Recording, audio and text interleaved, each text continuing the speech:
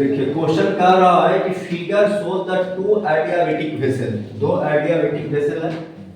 Adiabatic vessel का मतलब है कि ऐसा वेसल जिसमें हीट ना बाहर से अंदर आ सकता है ना अंदर से बाहर आ सकता है। Containing A mass m of water at different temperature, दोनों में m अमाउंट ऑफ वाटर है लेकिन डिफरेंट टेम्परेचर। मान लिया जाए T1 टेम्परेचर है, टेम्परेचर T2 है। इस सिचुएशन कब है? T इक्वल टू 0, प्रारंभिक अवस्था में। इस वाटर का टेम्परेचर T1 है, इस वाटर का टेम्परेचर इनिशियल स्टेट प्रारंभिक अवस्था T equal to 0। The end of the metal rod length L, एक रॉड है जिसका लेंथ का रहा क्वेश्चन में L है, length of rod is L। Area cross section, rod का एरिया क्रॉस सेक्शन ए दिया हुआ है। थर्मल कंडक्टिविटी, और इस रॉड का थर्मल कंडक्टिविटी जो है वह K। Inserted in the water as shown in figure, rod को वाटर में इंजर्ट कर दिया गया। Find the time taken for the difference between temperature in the vessel becomes half the original value। कहता कितना समय में जो टेम्परेचर का जो डिफरेंस अभी है यानी T इक्वल 0 पर है उसका आधा होने में कितना समय लगेगा। Specific heat of water is S, इस वाटर का S, इसका स्पेसिफिक कैपेसिटी क्या है? S। तो अब कह सकते हैं कि T इक्वल टू 0 पर टेम्परेचर का डिफरेंस को T नॉट कहते हैं, T1 माइनस T2। मान लिया जाए T1 बड़ा है और T2 छोटा है। ये हो गया temperature difference at T equal to 0 पे। हम मान लिए T1 माइनस T2 बराबर T नॉट इनिशियली है। कुछ समय के बाद at time t, neglect the heat capacity of rod and container, any loss of heat in atmosphere, इस सबको neglect कर देना है, ठीक है। मान लिया जाए at time t, at time t, at time t मास वही रहेगा लिक्विड का, यहाँ भी मास वही रहेगा, स्पेसिफिसिटी वही रहेगा, लेंथ ऑफ रॉड भी वही है, एरिया क्रॉस सेक्शन भी सेम ही है, कंडक्टिविटी आपका क्या है, कोई दिक्कत नहीं। लेकिन अब टेम्परेचर इसका हो गया T1 डैश और इसका हो गया T2 डैश डैश। कब?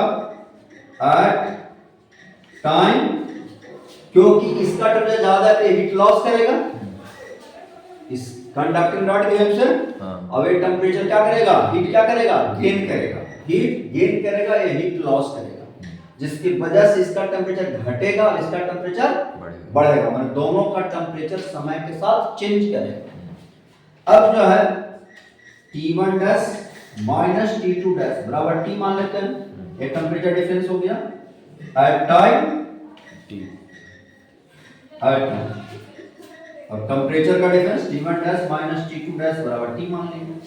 और इनिशियल क्या था? T नॉट था। यही वैल्यू को T नॉट बाई 2 होने में कितना समय लगेगा, यही कहता है क्वेश्चन। अब देखिए इस क्वेश्चन को बना लेंगे, देखिए कैसे सोल्व करेंगे। क्वेश्चन बढ़ा देते हैं।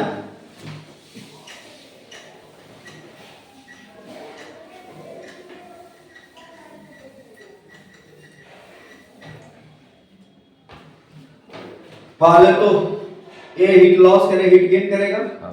मान लिया जाए dq अमाउंट ऑफ हीट जो है इस रॉड से ट्रांसफर हुआ, dq amount of heat loss किया, ट्रांसफर होगा कितना टाइम में? dt टाइम में। Rate of heat flow ka formula पढ़ चुके हैं, इसका होगा T1 dash minus T2 dash upon length of rod L, ठीक है। और dq बराबर ka T1 dash minus T2 dash को T लिख सकते हैं बाय इक्वेशन फर्स्ट हो गया नाउ ये हीट लॉस करेगा तो minus D Q heat loss M S D. अब इसका इनिशियल टेम्परेचर कितना हीट लॉस का, इसका टेम्परेचर कितना था T1 T डैश हो गया, क्या हो गया T डैश। तो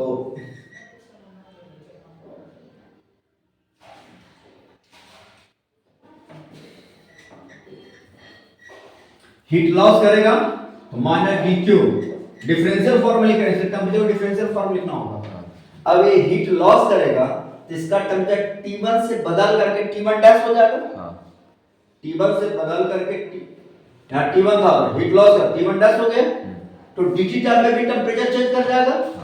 तो क्या हो जाएगा dq amount of heat loss करने से इसका टेम्परेचर जो T टाइम में कितना था T1 डैश था, तो क्या हो गया dt टाइम में dt डैश हो जाएगा।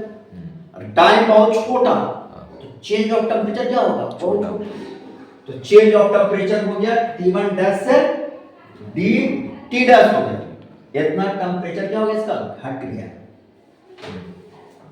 अब जो हम क्या लिखेंगे dq by equal to again ये हीट लॉस करेगा इसका टेम्परेचर T2 डैश से थोड़ा बढ़ जाएगा, तो क्या हो जाएगा dq बराबर ms d इसका बढ़ गया। माइनस का साइन का मतलब है हीट लॉस में टेम्परेचर घट गया, माने dt डैश था T टाइम में था ना, T टाइम में क्या था T डैश था T1 डैश था T1 डैश था, तो उससे टेम्परेचर क्या हो गया dt1 डैश हो गया कितना टाइम में dt टाइम में।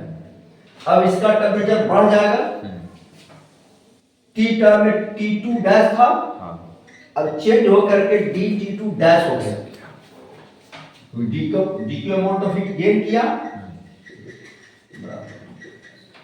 अब इन दोनों को घटा दीजिए, इन दोनों घटाएंगे तो क्या होगा इन दोनों को घटा दीजिए, इसको सेकंड इसको कहिए थर्ड, तो हम कह सकते हैं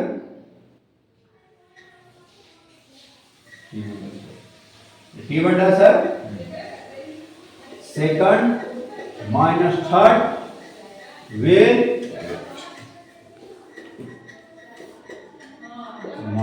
dq बाय इसको लिख सकते हैं T1 dash minus T2 dash, T cube by गुना 2 हो जाएगा बराबर D T1 dash minus T2 dash क्या लिख सकते हैं T1 dash minus T2 dash को T लिख सकते हैं ठीक है, इक्वेशन इसको 4 मान लीजिए ठीक है। अब हम लोग चलेंगे इसके माध्यम से फर्स्ट और 4, अब वैल्यू निकल चुका है,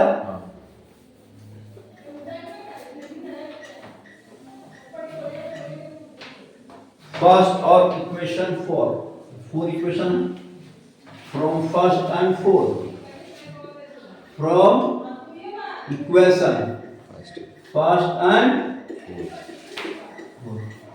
क्या लिखेंगे dq इक्वल टू माइनस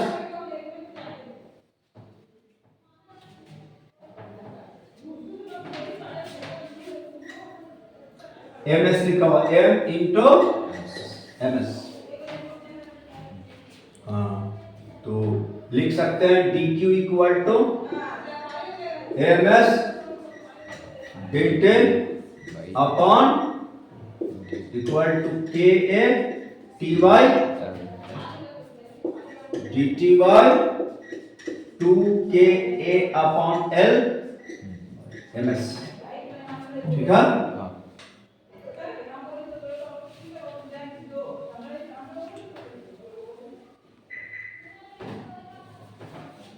देखिए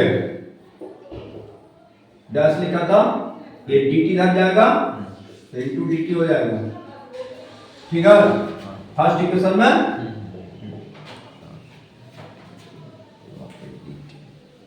यहाँ क्या आ जाएगा, यहाँ क्या आ जाएगा,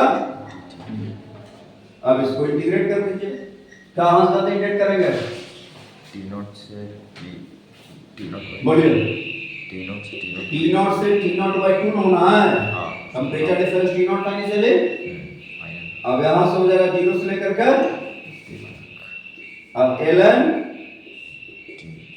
T0 से T0/2 के L हो जाएगा, dt का क्या हो जाएगा। अब हम क्या लिखेंगे, माइनस आना छूट रहा, माइनस रहेगा, माइनस है, माइनस है, माइनस है। अब ln क्या हो जाएगा, T0/2 ln T0 2 के L, ठीक है।